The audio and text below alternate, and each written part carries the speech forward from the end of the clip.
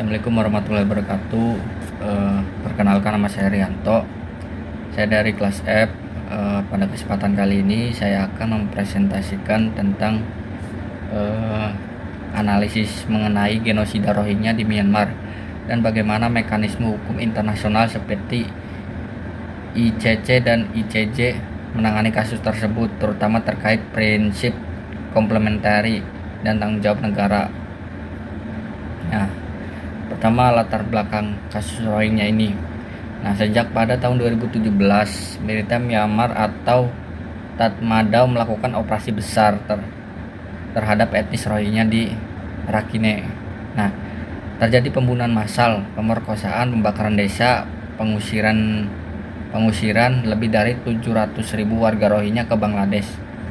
Nah, PBB mengklarifikasi tindakan ini sebagai kejahatan terhadap kemanusiaan dan berpotensi genosida. Nah, sistem ini, hukum domestik Myanmar, dianggap sebagai tidak mampu memberikan keadilan, sehingga kasus ini kemudian dibawa ke ICC dan ICJ. Terus prinsip komplementari pada kasus Myanmar ini. Nah, prinsip komplementari berarti ICC hanya masuk jika negara bersangkutan tidak mau atau tidak mampu mengadili pelaku. Nah, dalam kasus Myanmar ini, pengadilan domestik tidak menyentuh pelaku utama yaitu Tatmadaw dan tidak melakukan penyelidikan yang independen. Karena itu, ICC dapat menggunakan prinsip ini untuk memproses kasus Rohingya. Nah, walaupun Myanmar bukan negara pihak statuta Roma, yurisdiksi ICC diperoleh melalui Bangladesh yang merupakan negara anggota ICC. Nah, terus exhaustion of national remedy. Nah, prinsip exhaustion of national remedy tidak terpenuhi pada kasus ini. Artinya, korban memiliki akses terhadap upaya hukum nasional yang efektif. Nah, jadi sistem peradilan Myanmar dikendalikan militer, tidak independen dan justru melindungi pelaku. Karena tidak ada mekanisme domestik yang benar-benar bisa diakses oleh korban, maka penyelesaian kasus dibawa ke mekanisme internasional seperti ICC dan ICJ. Kemudian unwillingness versus inability Myanmar. Dalam Statuta Roma ada dua alasan ICC dapat mengambil yurisdiksi. Pertama, unwillingness, yaitu negara tidak mau mengadili pelaku.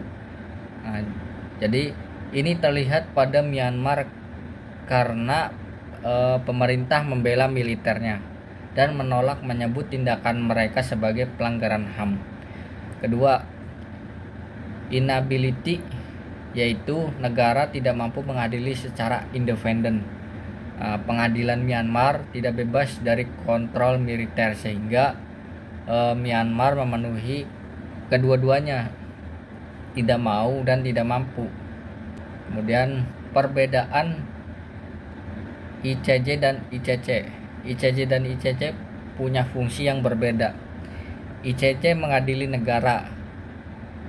Gambia menggugat Myanmar atas pelanggaran Konvensi Genosida 1948, sehingga ICJ memproses tanggung jawab negara Myanmar. Sedangkan ICC mengadili individu seperti komandan militer atau pejabat yang memberi perintah. Jadi ICJ ini fokus pada tanggung jawab negara, sedangkan ICC fokus pada tanggung jawab pidana individu.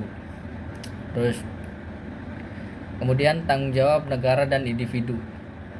Dalam perspektif hukum internasional, tanggung jawab dibagi dua.